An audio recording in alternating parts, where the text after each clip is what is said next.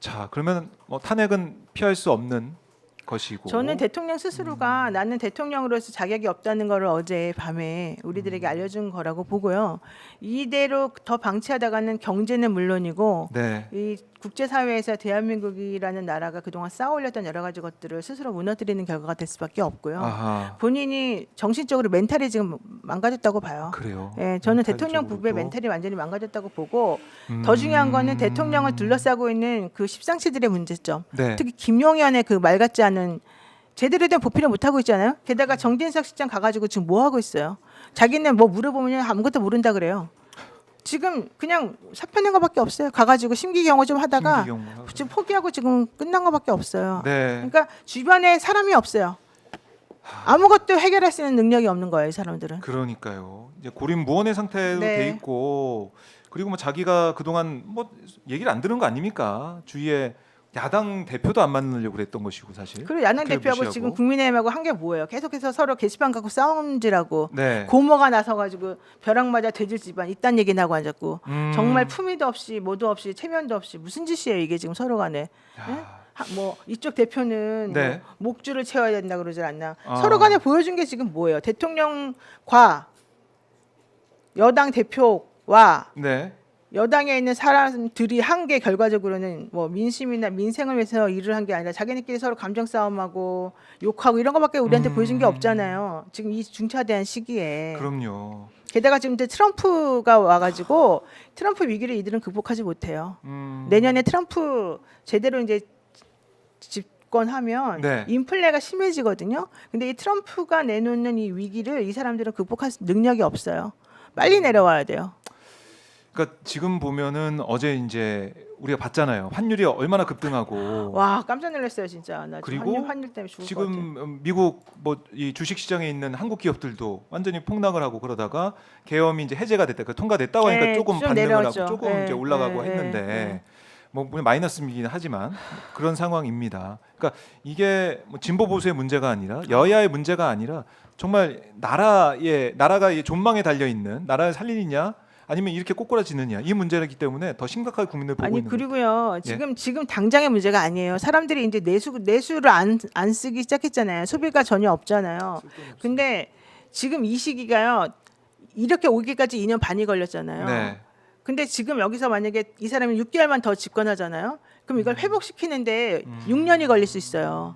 저는 그래서 대한민국 좀이라도 이 사람이 사랑하는 양심이 남아 있다면 지금 네. 빨리 그만둬야 된다고 봐요. 빨리 그만둬야 된다.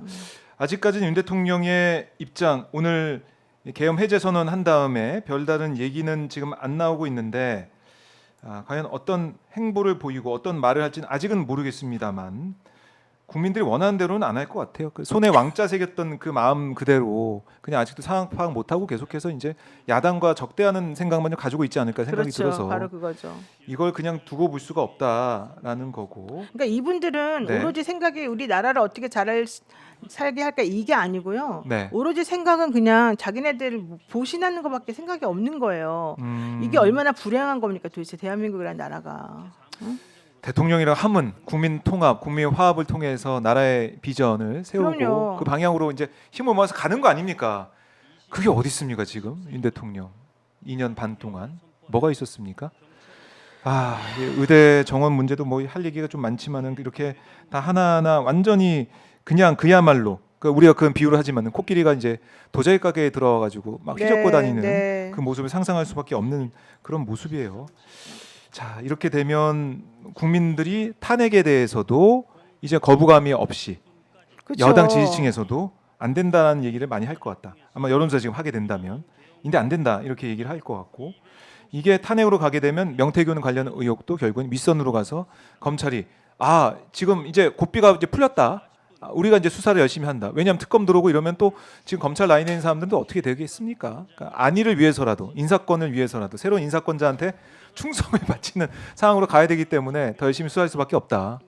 이렇게 볼 수 있겠네요. 생각해 보시면 어제 네. 그런 비상계엄이나 이런 것들이요. 예. 만약에 철저한 계산하에 검찰, 군, 경찰 뭐 이런 그쪽하고 다 얘기가 돼가지고 국민의힘도 마찬가지고 네. 다 얘기가 돼가지고 만약에 일사불란하게 움직여서 진행이 된 거라 그러면 예. 오히려 지금 현재 더 위기에 처했을 게 민주당일 수도 있습니다. 하지만 제가 알기로는 어제 있었던 그 비상계엄은요. 네. 그 누구의 동의도 얻지 않고 음. 자기네끼리 몇 명하고만 공유된 그런 플랜이었던 걸로 알고 있어요. 그렇게 되면 국민의힘도 당황하고요. 네. 그다음에 검찰들도 제가 알기로는 당황했고요.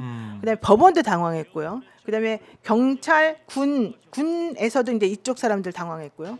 결론적으로는 이걸 이해하는 사람이 아무도 없었어요. 뜬금없다. 이래가지고 어떻게 하겠다는 거냐. 이렇게 되면 그러네요. 대한민국 어떻게 되냐 이렇게 되는 거예요. 그럼 다들 갑자기 이 비상계엄의 당위성에 대해서 동의하고 공감하는 게 아니고 이러다가 우리나라 큰일 나겠구나. 우리나라 미치겠구나. 이런 생각을 하게 돼요. 그러면 대다수의 사람들은 민주당이나 우리 국민들하고 같은 생각을 가지게 돼요. 게다가 비상계엄을 선포한다고 하면서 국회 문을 닫아 잠그고 네. 국회의원들을 못 들어가게 하면서 체포하려고 했던 그 모습을 생각해 보시면 야 이게 말로만 듣던 44년 전에 그 군부 독재와 그 비상계엄의 모습이구나를 깨닫게 되는 거예요. 네. 그럼 지금 현재 대한민국에 살고 있는 수많은 사람들 중에요.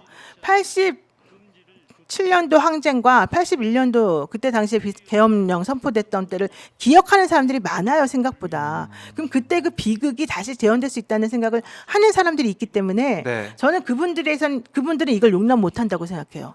그러면 국민들로부터 공감을 받지 못하는 어제의 그런 행동이 네. 앞으로 이 사람을 놔두면 또 똑같이 벌어질 수 있다고 생각하는 건데 수많은 사람들이 전부 다 내란죄를 얘기하고 있는 이 상황인데 네. 어떻게 지금 이것이 그대로 유지가 된다고 보겠습니까? 저는 이건 안 된다고 봐요. 이거는 안 될 것이다. 알겠습니다. 자, 뭐 이 계속해서 저희가 탄핵 관련된 얘기, 윤석열 대통령의 계엄 관련된 얘기를 좀 계속 하고 있는데 이 상황이 너무나 이제 중요하기 때문에 저희가 계속해서 얘기를 하고 앞으로의 상황을 전망을 좀 해보고 있습니다. 자, 그러면 국민의힘도 어쨌든 돌아와서 3분의 2 의석을 만들 수가 있다. 그러니까 박근혜 때 좀 돌이켜 보면 그때도 탄핵, 뭐 탄핵 얘기는 맨 처음에 안 나왔어요. 그냥 뭐 물러나게 해야 된다, 아니면은 뭐 개헌을 해야 된다, 뭐 이런 얘기도 하고 박근혜 당시 대통령이 개헌 얘기도 직접 하기도 했고 그랬는데. 보도가 막 이 태블릿 PC 보도가 나오고 국민들이 촛불을 들고 하면서 싹 바뀌었거든요. 그렇죠. 이번에는 촛불도 하고 있고 야당도 집회 나오고 있고 하지만 윤 대통령이 직접 본인이 그야말로 무덤을 파고 탄핵의 이 강을 가고 있는 그런 상황 아니겠습니까? 스스로가 지금 그 안에 빠진 건데요. 예. 지금 뭐 사본 카메라를 봐달라고 그러는데 왜 그런지 잘 모르겠는데 아, 사무총장이 뭔가 얘기를 자, 했나 봐요. 지금 예, 김민기 사무총장 이 체포 상황이나 이 군이 투입된 그 상황을 직접 보여주고 있습니다. 네, 자 군이 투입된 상황들을 지금 설명하는 보여주고 건가 있는데요. 보죠? 네. 네, 자 오디오 들어오고 있습니까? 네, 이상 마치겠습니다. 오디오 들어오고 있습니까? 아 끝났군요. 그 현장 무슨 내용이었죠? 저희가 VOD로 다시 한번 보일 수 있게 말씀을 또 드리도록 하겠습니다. 이 군이 국회에 들어와서 이렇게 기물까지 부시고 대치하는 게 처음 아니겠습니까? 그러니까 CCTV를 정문 깨고 들어오는 그런 모습을 이제 네. 보여주고 그랬다는 것 같은데 폭력적인 네. 모습을 보여주고 있고요. 어제 군 무서워. 이 공수부대원들이 계엄군이 네. 들어오는 네. 상황.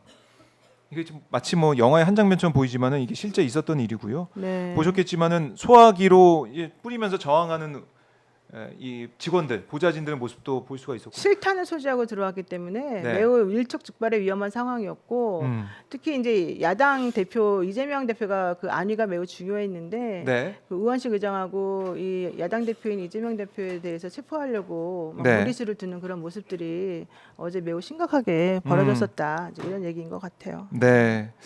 자, 지금 역시 아직까지 경찰이 국회 앞에 지금 배치가 돼 있습니다. 자, 김민기 사무총장 국회의사당 피해 상황 브리핑 관련 영상 공개 현장을 저희가 보고 왔는데요. 혹시 다시 볼 수 있으면 좀 준비를 해주십시오.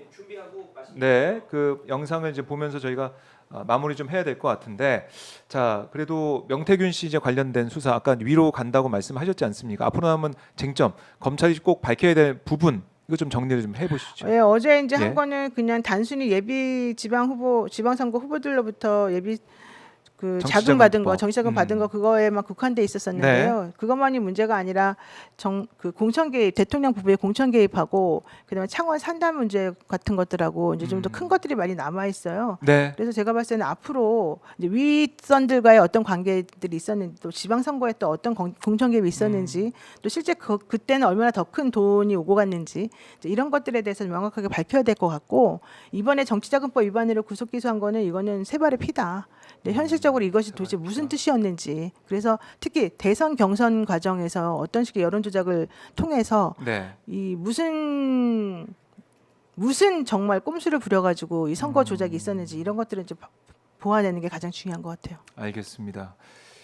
지금 구속 기소가 돼서 뭐 어떤 방향으로 수사가 또 될지 모르겠지만은 일단은 뭐 신용한 교수 얘기를 들어보면은 뭐 꼼꼼하게 조사하고 있다고 하더라고요.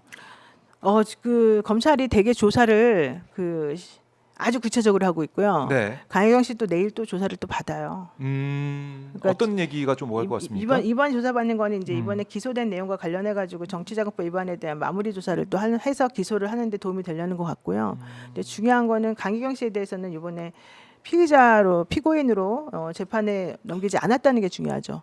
이제 이분이 그동안 했던 여러 가지 재판의 협조적인 태도라던가 네. 본인이 이 상황에서의 역할이라든가 이런 걸 고려해가지고 예. 피고인으로서 기소를 안 한 거거든요. 근데 이제 앞으로 남아 있는 나머지 것들에 대해서도 또 어떨지는 이제 모르겠습니다만 향후에도 이 강혜경 씨에 대해서는 아마 좀 더 참고인이나 협조자의 위치에서 좀 이 사람을 보아오지 않을까 생각이 좀 듭니다. 알겠습니다. 노영희 변호사가 정말 고군분투하고 있는데요. 많은 분들도 응원하고 있으니까 네네. 또 열심히 힘을 내주시고 다음에 또 모셔서 말씀을 들어보도록 하겠습니다. 네네. 고맙습니다. 네, 고맙습니다. 감사합니다.